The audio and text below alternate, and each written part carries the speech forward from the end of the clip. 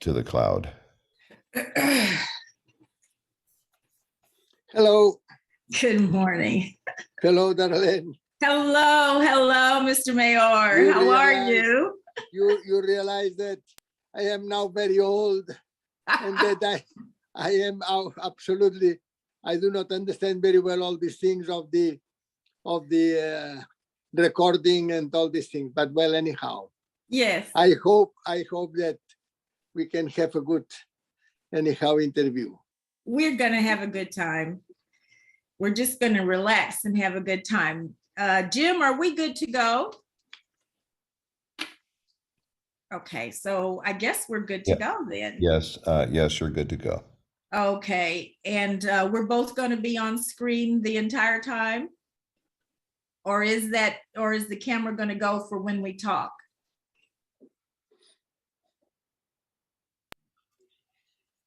No, this is what you're seeing there is panelist mode. So you're both on screen, but when the person is speaking, that person has the video switched to them. Okay. Okay, gotcha. So basically, I'm going to ask a question and then we take a beat and then you answer, Mr. Mayor, because the camera has to go to you, as I understand it. Correct, Jim? So, all right, take a big breath, right, Darlene? So finally, we're here. And it's wonderful to be together today. So I'm excited about interviewing you today. And you are a very, very good, I know, person for the media, and your interviews are extremely good. Therefore, I do not know if I will be at your level. No, you are in good hands, and we're just going to enjoy this. And I've seen many of your interviews, so you do wonderful interviews. Okay, so my first questions were questions that I personally wanted to know the answers to when I thought about you.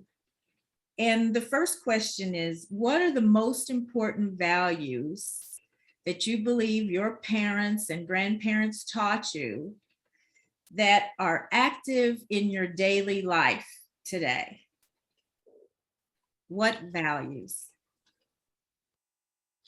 Well, I think that really my mother and my father were very, very, very good promoters in their children of the life as being a fantastic gift, and to realize that we must be able to take advantage of these demesurate capacities that have the human beings.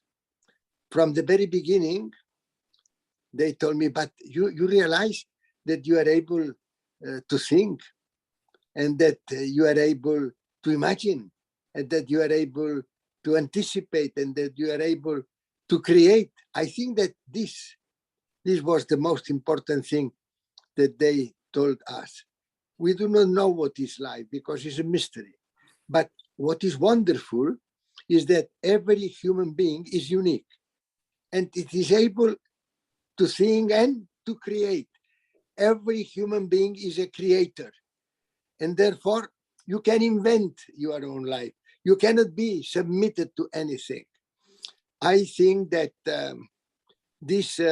that afterwards, as a teacher, I have tried to repeat with my pupils, is that is extremely important that we do not make a confusion between education, that is wonderful, and to know how to do several things. For example, sometimes it is said, oh, these children need to know more English or more mathematics or more chemistry. All this is not education.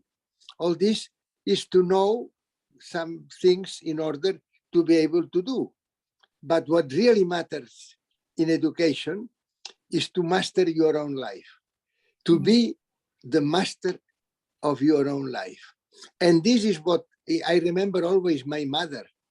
My mother from the very beginning was very insistent on this, telling Federico, you know what a wonder that you can, first of all in life is to try to live as you like to live. And she told me one thing that has been very important always in my life. She told me, you must not accept what you consider that is unacceptable. I think that this is also very important, that we from where we are children, we must realize that we can be educated. This is, we can be the master of our own lives, that we can be free and responsible, as it is said in the first article of UNESCO's constitution for the educated people, to be free but responsible, and to listen. This was one of the advices more frequently repeated by my father. He was always telling me, Federico, you must listen. To listen is extremely relevant. It's very important to talk, but it's very important to listen, because when you listen, you are coming very close to the others. And finally, life is love. Life is to love the others. And you know that in Spanish, and even in Catalan as well, because I am Catalan, we, he said, nosotros, y en catalán, nosaltres. This means that we, when we talk about us, we are talking also about the others. I think that this is very important in life. So there's no separation between me and you, or myself and others. We're all part of the one. And you were taught this from the time you were a child. This is wonderful, wonderful. So it seems that they gave you an appreciation of life generally and a sense of freedom, which is important to how you developed. So tell me, when did you first discover, and how old were you when you discovered that you loved science? What was it that introduced science to you in a way that you fell in love with it? Darlene, this is a question that I like very much, because for me also has been, I have repeated to myself this question, to say why I, from the very beginning, I was always telling that I like to be a scientist and to study scientists. Why? From the very beginning, I was thinking what I am, how I am, what is the human being composition. And it's for this that I studied biochemistry. You know, from the very beginning, I was already saying, what is our composition, you know, to know the structure of the people and of the human beings and of the rest of the creature. But progressively, I must tell you that I was particularly interested in the biochemical processes that are irreversible, because there is no solution. In a given moment, there is no solution. And it's for this that in the year 66, I mean, when I was only 34, 35 years old, I already started to study the children, the newborn, that if not diagnosed timely, they have afterwards a neuronal deterioration. They have no more possibilities of being normal children. They are disabled children for life. And for me, this was, you know, something so terrible to say. What a pity, because this child, this neonate, this newborn, is exactly, he's a perfect, except that they have this disease. This is a genomic, the genome, that if diagnosed timely, very well, because he's completely safe during all life. If not, the neuronal degradation has no possibility of recapture.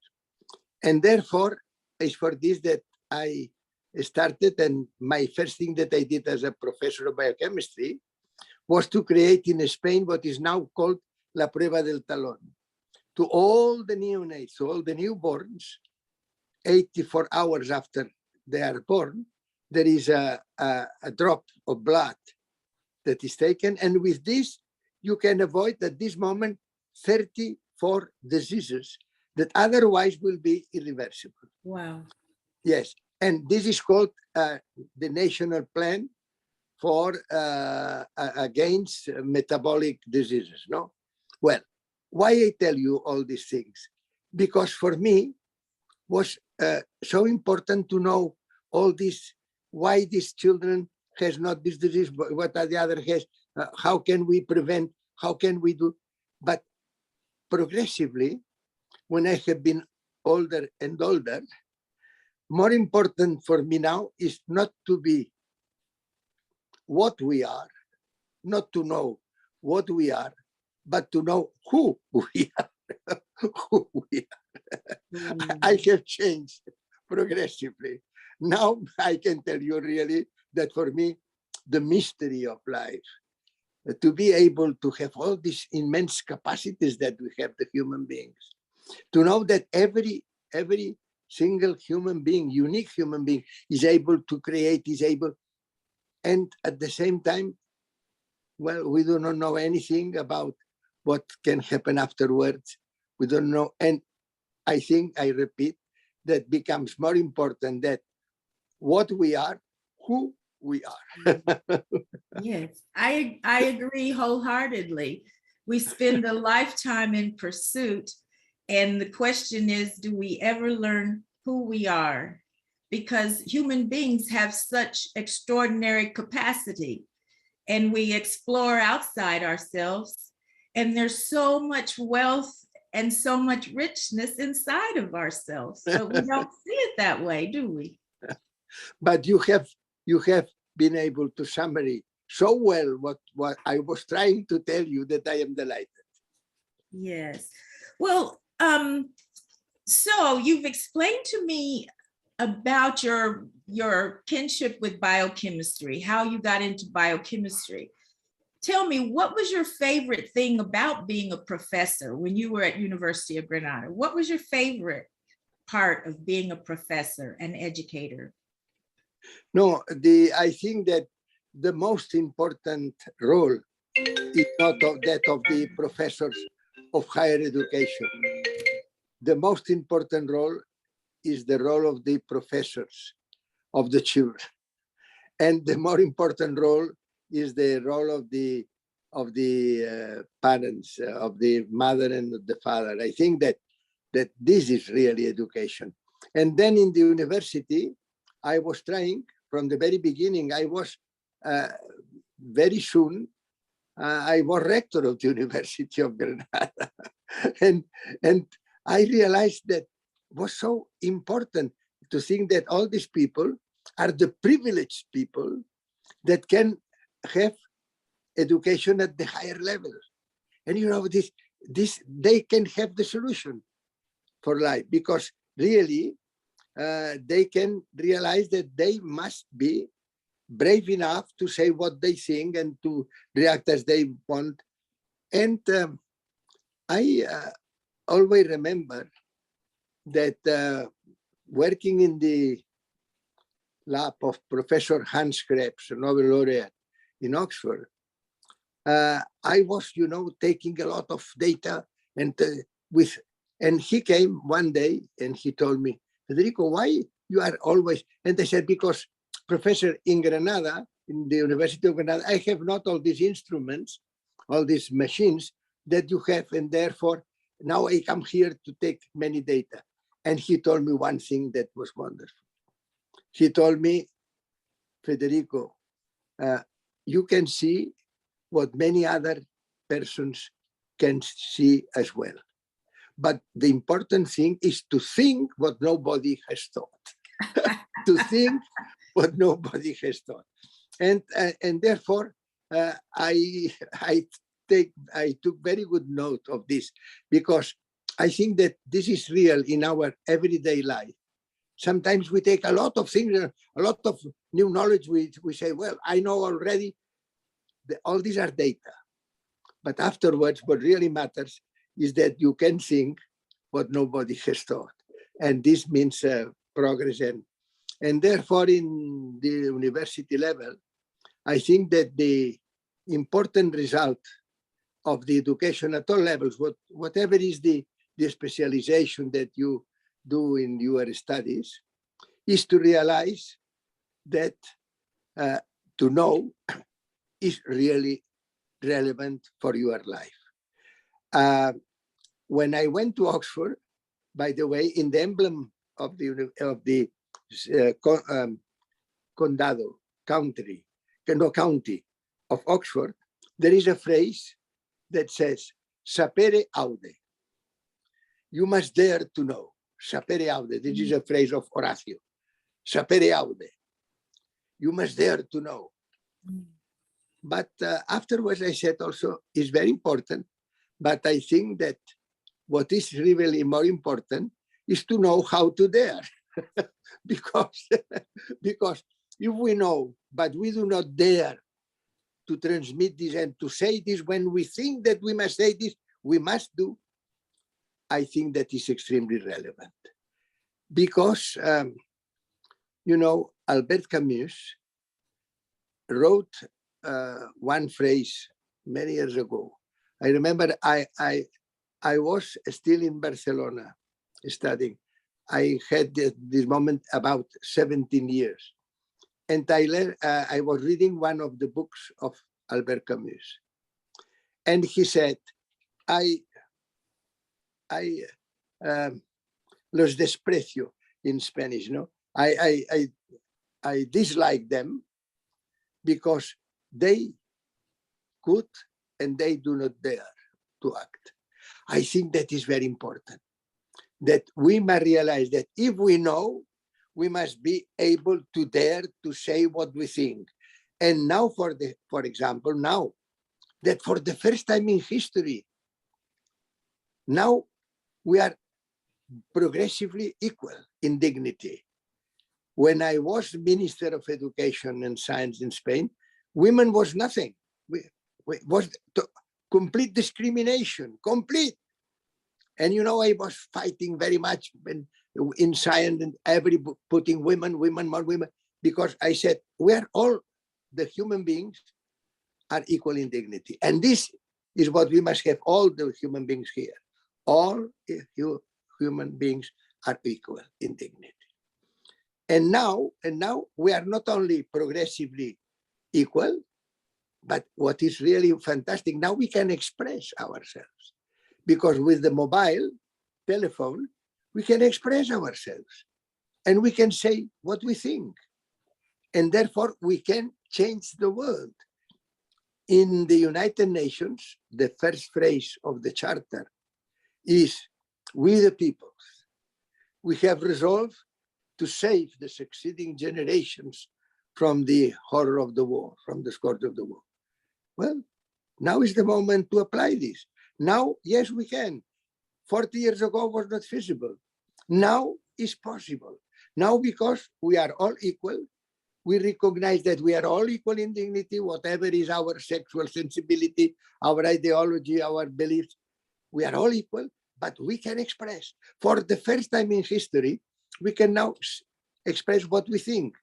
This is to be educated at higher level. To be able to have your own thoughts, and if you consider that in a given moment you must tell this, even if it is dangerous, even if it is forbidden, you must tell that you are thinking in this way, and that the solution today is we the peoples. We the peoples. In 1945, Roosevelt was really a man of a capacity, but as you know, afterwards they put the veto, and the United Nations had not the power that they could have. But anyhow, they have this first phrase of the charter, we the peoples. And we the peoples have resolved to save the succeeding generations from the horror of the war, from the horror of always acting with, first of all, to see, si vis pacem para bellum. I remember always this in Latin. If you wish peace, prepare war. No. Now, we are under the G6, the G7, the G8. My God. Now, with the peoples. Now we can be with the peoples. Until now, was the G7 and was the plutocratic and was those that have the power and the si vis pacem para bellum. But now we can say, no. Now we want to prepare peace, not to prepare war. And now we like all the peoples, not only those that are, why, for example, why we see all these migrants that have, but every day we invest in arms and military expenditures, $4 billion every day. Until now, all this was impossible to solve. Now we are with the peoples, we are equal in dignity, and we can express ourselves. Well, you have expressed that you think that the G6, the G7, the G20, that these systems need to be revisited, studied, I think you said. We need to study how this can work.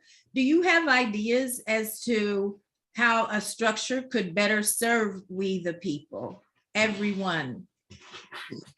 Yes, the solution is very clear, and from many years. The solution is democracy. The solution is to consider that we are all equal in dignity. The solution, because until now, as I told you, the women was absolutely out of the scene. When I was appointed Minister of Education and Science, I told the president of the government, I will accept if you appoint a woman. And he did. And therefore was the first time that in one team of government in Spain, there was a woman in the year 81. You know, therefore, now we are all equal. We must realize that we are all equal. Please, no more supremacism, no more of those that say, no, I am white, I am black. No, nothing. Supremacism has been terrible. Supremacism started with Hitler, and afterward came with the Italians. That they were a little right, because they said, no, the Aryans are not the most important. The most important are the Romans. And they were a little right, I think, at this point. But after, as you know, came Japan. And they say, well, and they were in the Second World War, where there were so many millions of people that were victims of this supremacy. We are, but now this must come to an end. Now it is very clear that we cannot accept at all that it is said that we are more important than we are superior. Supremacism must be completely avoided. I do not like when it is said the whites, America first. I do not like at all. I love America, North America and South America. I love Americans, but I do not like when it is said America first. America is very important, is wonderful, but you know, from the quantitative point of view, we have India and the Indians are so fantastic also as persons, and we must take all the world today. We must have in our hands all the way, all the peoples, and then we can have hope. Darlene, this is the most important thing, to be hopeful. And we can be hopeful if we say that today we can put aside the reason of the force and only to think in the force of the reason. instead of saying, si vis pacem para bellum, if you wish to prepare war, if vis pacem para verbum, prepare the word, prepare to listen, prepare to say what you think, prepare the conciliation, prepare the mediation, prepare the ways human beings are extremely relevant. All of them are extremely relevant. We cannot go with all this politics only based on strength, only based on armament, only based, no. Now we must change.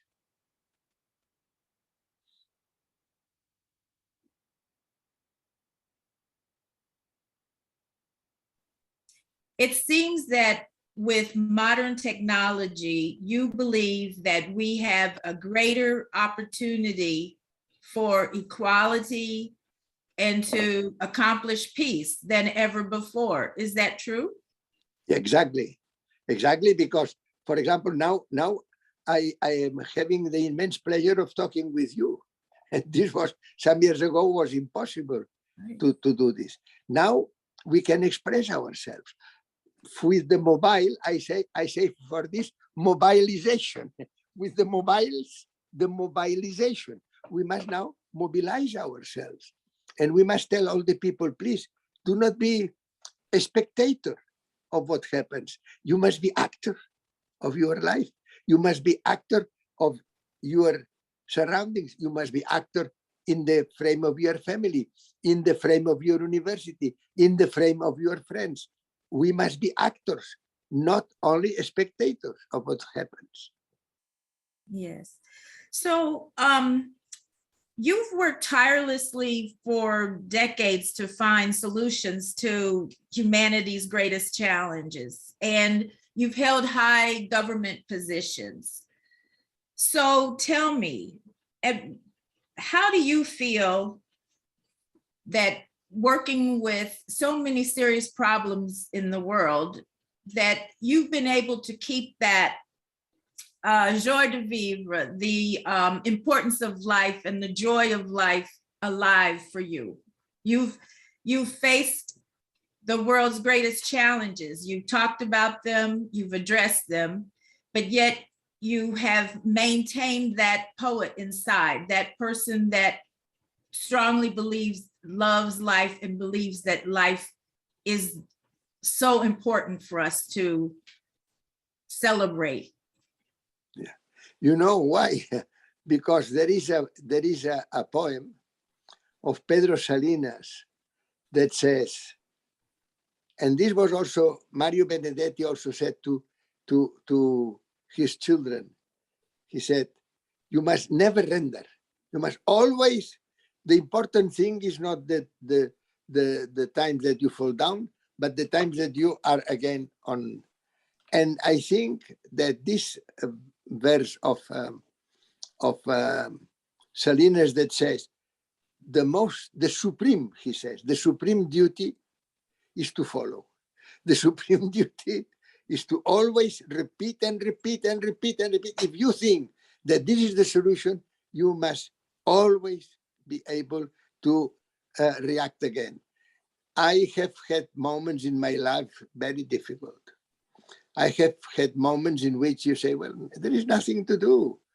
They only like to talk about armament and to talk about military expenditure, to talk about, and the solution is to say, no, but there are also the human rights.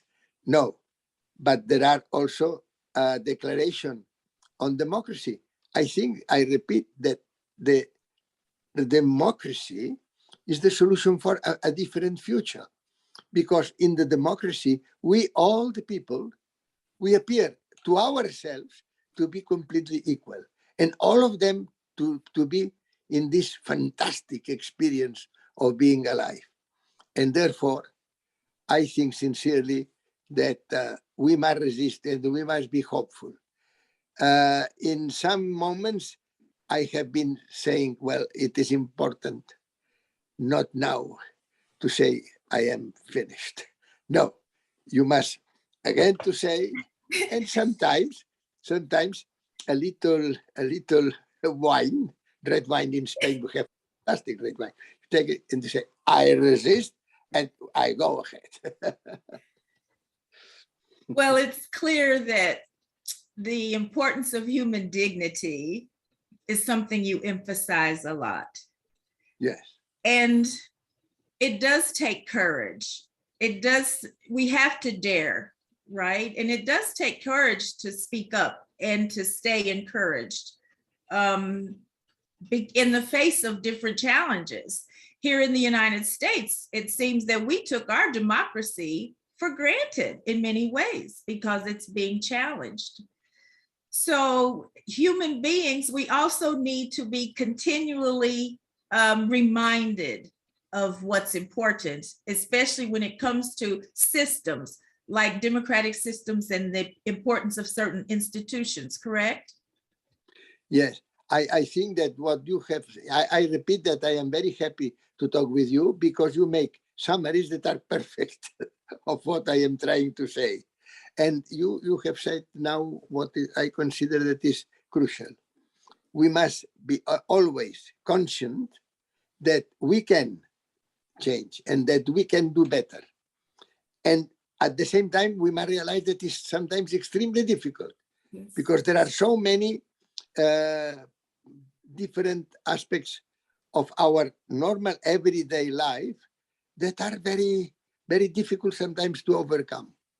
But if we are persuaded that all are equal, that all are able to do this fantastic experience of being a human being, it's a pity that some persons are only thinking in going and dancing. I also like very much to dance, but at the same time, you must say yes, but I must be not a spectator of what happens. I must react. I must express myself as a human being, saying no, I do not agree with this, and then I must listen, as I said before, in order sometimes to change my views. But it is absolutely important, I repeat, and you have summarized very well, to have always the very inner feeling that life is something absolutely unbelievable, and that therefore we must also be unbelievable. Yeah. And if life is unbelievable, perhaps death is also unbelievable. Unbelievable. I agree completely. We just don't know. However, what we do know is that we are here now, we're here today. And, this brings up the challenge of human life, right? It's about balance. We have all these things inside of us, all of these gifts and all of these challenges. And as a human race, we have to learn how to balance the different parts of ourselves along with the forces. This is why peace education, for example, and creating a culture of peace is something that is not a drop in the bucket. It's rain. It's rain that falls into the ocean and falls into the rivers, that goes into the tributaries. That's how I think of it when you said that we have to promote it. We have to promote it. We have to value it. We have to create a value among humanity for peace. We have values of many things, especially material gains. But to change a value for the people to say we value peace and everything that peace has to offer, how do we do that? You know that, Darlene, that in fact, culture is a behavior. The best definition of what is culture is our behavior every day. Yes. And to behave according to these principles and these values, in the UNESCO's constitution, the preamble is said, humanity must be guided by democratic principles. And I agree. I mean, we must every day to say, yes, I can, but at the same time, I I must. Not only I can, but now I must, because I can, I must do this, and I must act in a way that we can be in favor of this miracle, or mystery at least, of human beings. And for this, I consider that it is extremely relevant to have this everyday culture of peace, instead of being a culture of force, a culture of domination, a culture of, yes, now we must change. It's a transition from a secular culture of imposition, of domination, of here I, to a culture of dialogue, of conciliation, of listening, a culture of alliance, and a culture of peace.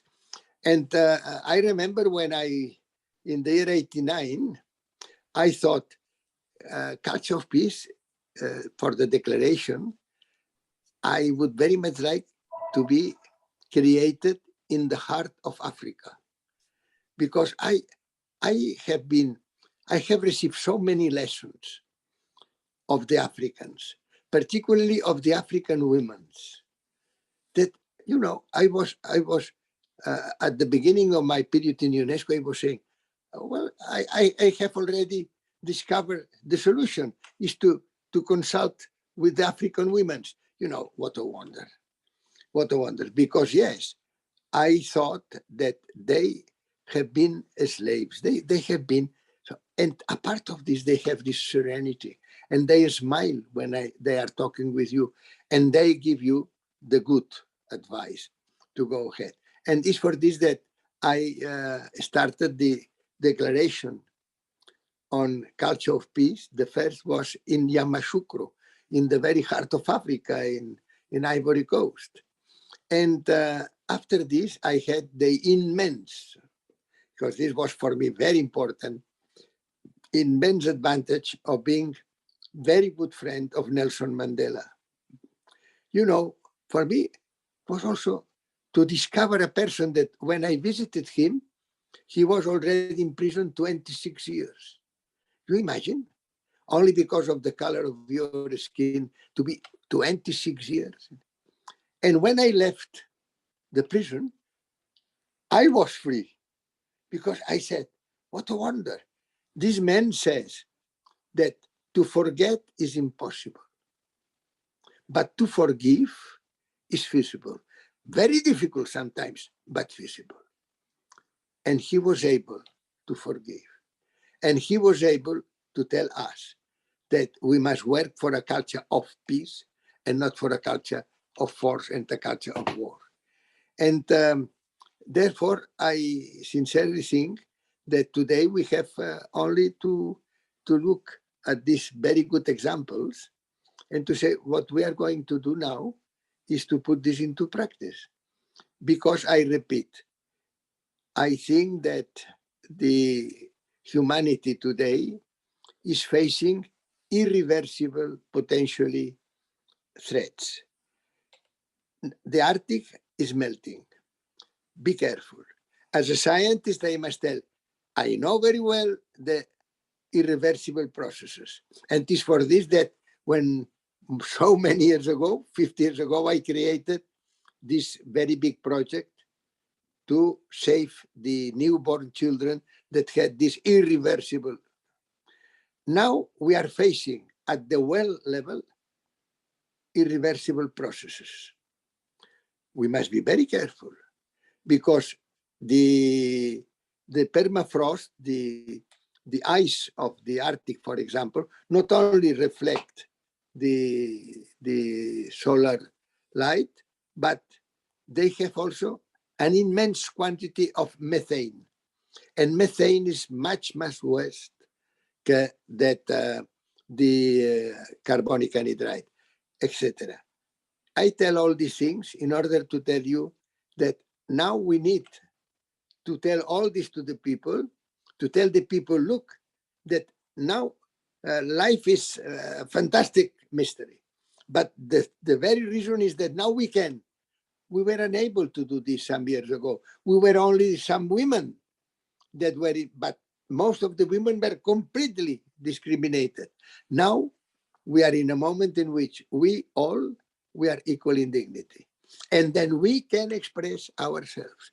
Therefore, now the moment of change is arrived. And now we can say, yes, Roosevelt in 1945 was very clever, but was unable to put into practice because we the people did not exist. Now we the people exist. Now we the people can change the present threats of the world.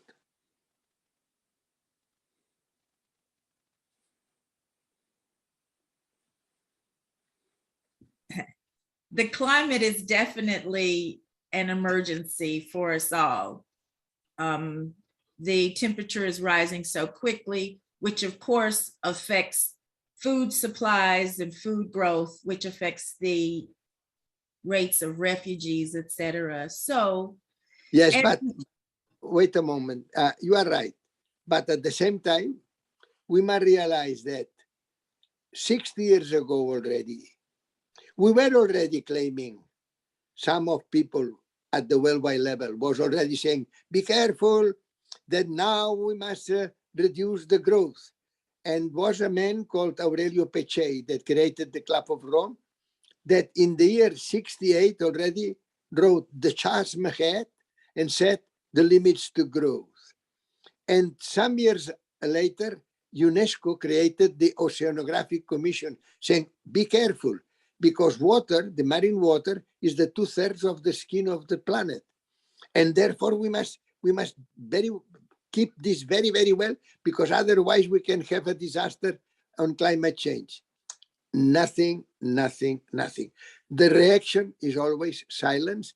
And the reaction is to say, what say this silent? Go to hell. Here we are going to make our business and the gross national product.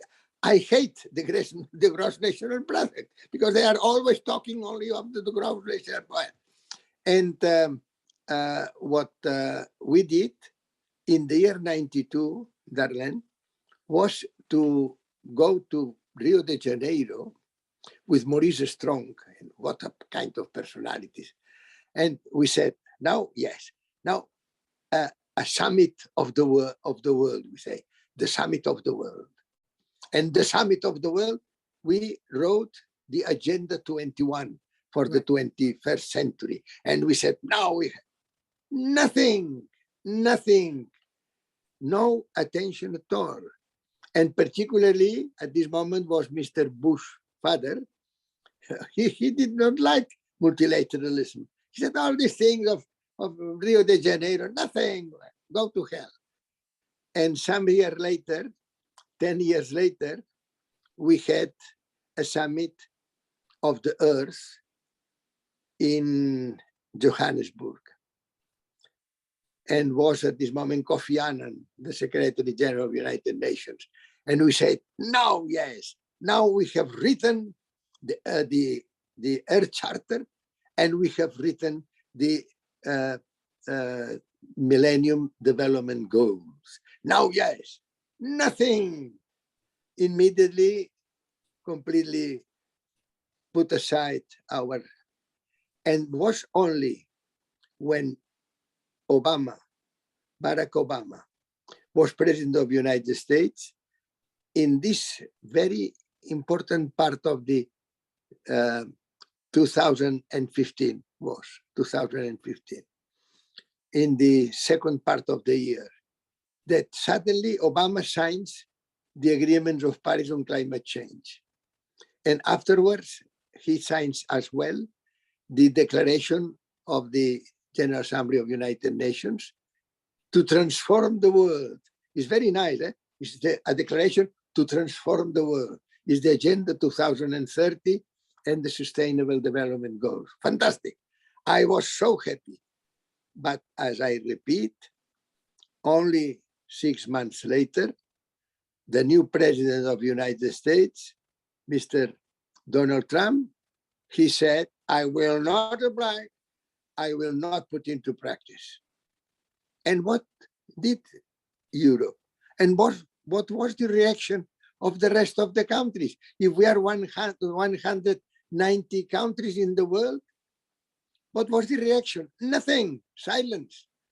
It's for this that I repeat, we have a duty of intervene. We have a duty of not having silence. Silence can be a crime because you cannot. What happened? Why we did not react in all Europe? In Europe, we are 27 countries. In no, but the reaction of anyone to say to Mr. Donald Trump, you can do in the United States what you want, but in the rest of the world, and in Europe particularly, we are going to do exactly the opposite of what we are saying. No. Why? And this is why is again democracy, Darlene, because the European Union, now, for example, with Ukraine as well, what happened is that he has, the European Union, a condition of unanimity to take some decisions. Mm-hmm. And the unanimity is the antithesis of democracy. If you are searching for unanimity, this means that Luxembourg can, for example, oppose one proposal made by Germany or by France. Therefore, we must now change. I think that the Peace Education Day is a very good initiative because we must be educated at all levels, not only for the children. Peace Education Day is for all the human beings, is to tell them, now we cannot remain silent anymore. Now we must say that today is feasible to change many things, but we cannot be silent. We cannot be, as in Europe, with Ukraine, Europe is silent, and we must give the floor to the NATO. What is this? Why we are not a democratic multilateral European Union? Why we are not a democratic United Nations? Therefore, I think that this is one of the lessons that today, in the Peace Education Day, we must widespread. Yes, yes.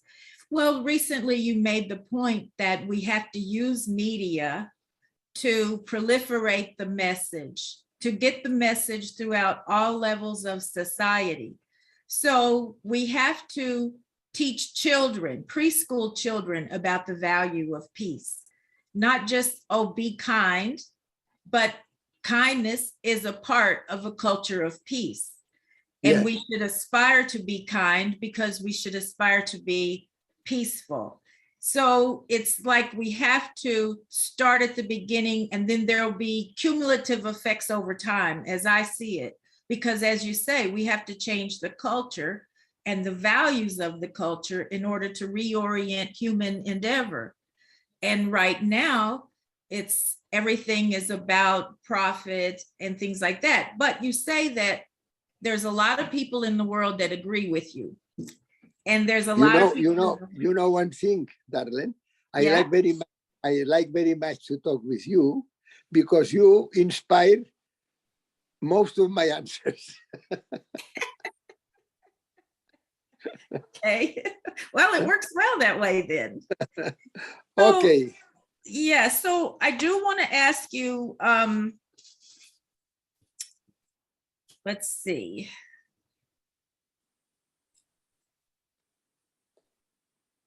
The Institute of Economics and Peace recently announced that the Global Peace Index appears to be sinking, even in nations which have long enjoyed a culture of peace. So there is a back and forth. There is a swinging back and forth of culture and human progress, right? Humans as society, we kind of move a little bit forward, then we move a little bit back.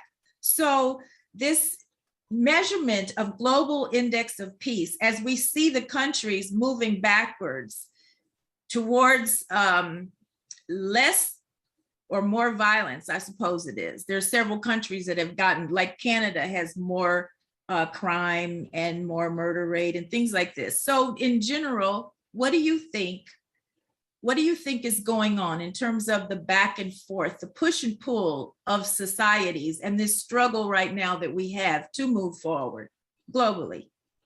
Yes, from the year 1986.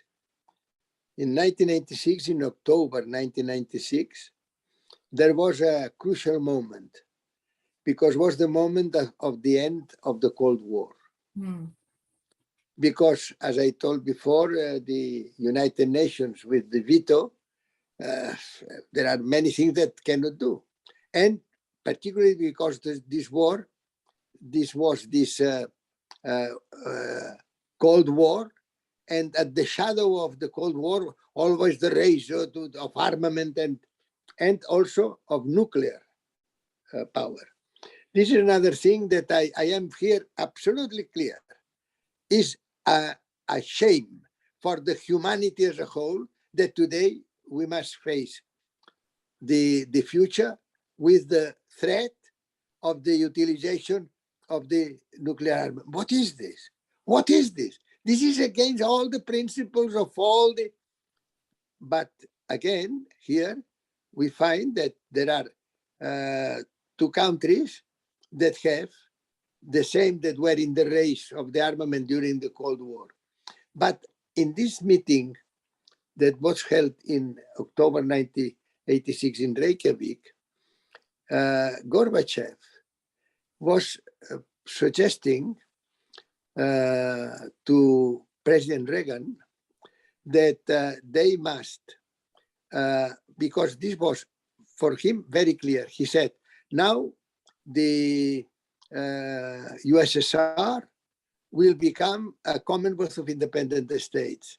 Now the Berlin Wall will, but I come here in order to ask you the complete elimination of the weapons, nuclear weapons. And after many discussions, Reagan accepted to reduce 70%. But there remains 30%. And of course, it's much better to be with less weapons than with more weapons. But here again, we must say, and why this was not possible at this moment? And the answer, I think, that was given by President Eisenhower. What a president! President Eisenhower, something unbelievable. And he has one speech that I recommend to many people in order to understand what could be done today. He has one speech that is wonderful when he was living and appointed was Kennedy. And the speech that made the day before President Eisenhower is fantastic because he says, I have been during 4 years president of United States of North America, but I must realize that who are really in the power is the complex industrial military complex of United States of North America. And this is also when you can see the video when he's appointed Kennedy and Eisenhower says, you are now the most powerful person in the world, with the exception of the military complex. And therefore, what is the lesson that we must now obtain of this? We must say, now all these things now must be changed. Now we can peacefully, but now we must change all this. Why?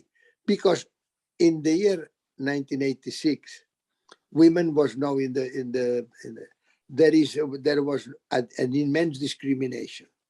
That was an immense capacity of some countries, but the others were completely out of a scene.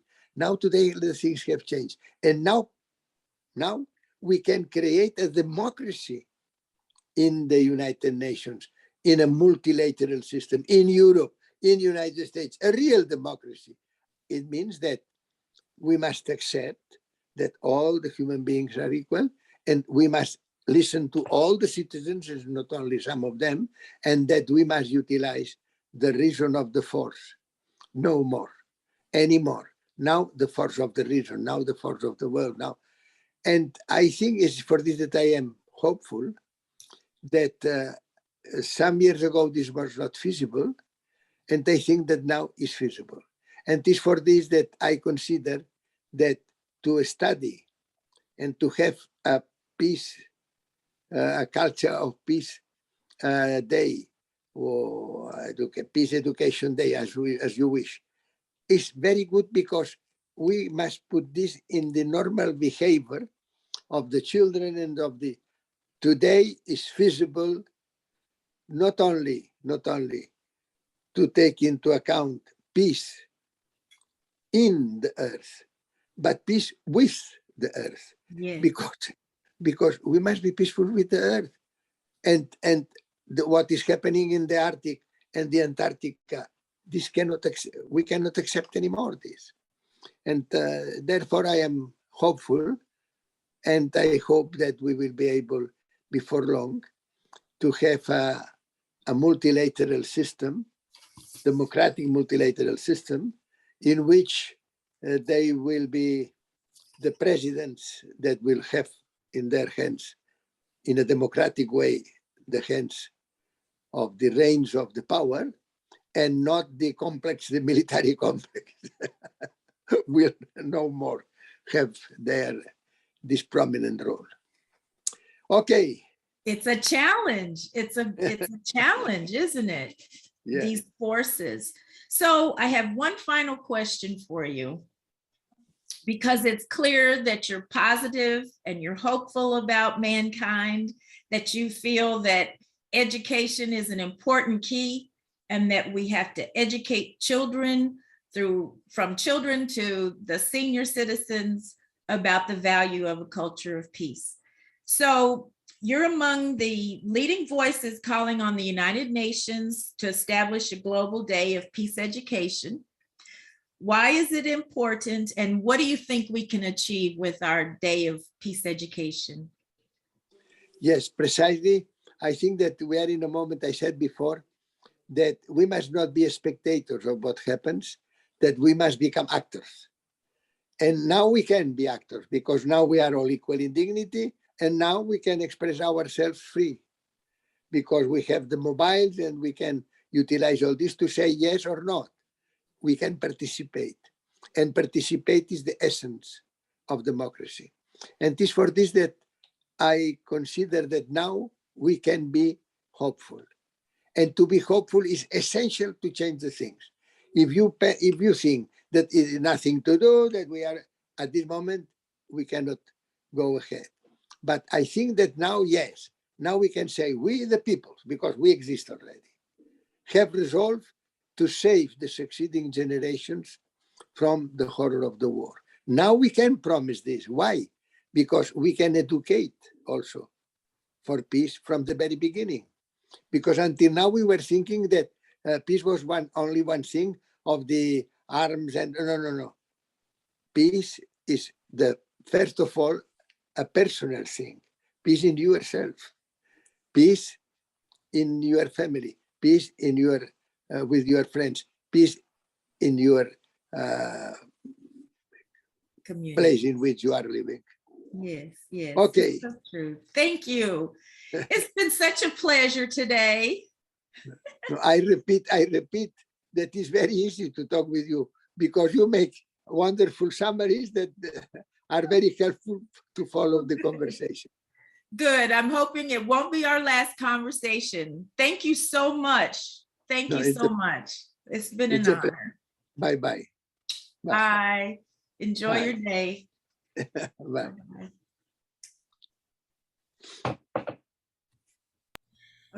Okay, that was great.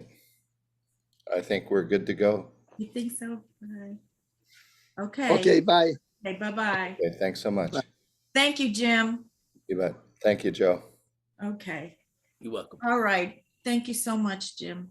Okay, I'll send you the recording and then send you the one from the other day. Just FYI, even though I have a real high capacity circuit at home, there was some interruption or, some lowering of bandwidth.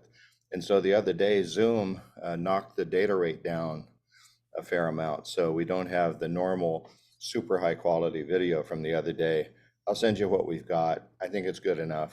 Well, I don't understand how did that happen? Um, They just change it? the cable modem service Oh, has some kind of goof up, and so it lowers your bandwidth a short time, and then Zoom adopts that as the new setting for your whole session. okay. So you can have a glitch of 2 or 3 seconds, and Zoom will keep that lower resolution setting for the rest of the event. So was it here? Was it in Europe? Was it in California? Where did that happen? It looked like it was the network connection on my side. At least Okay. that's what the Zoom tech support just said.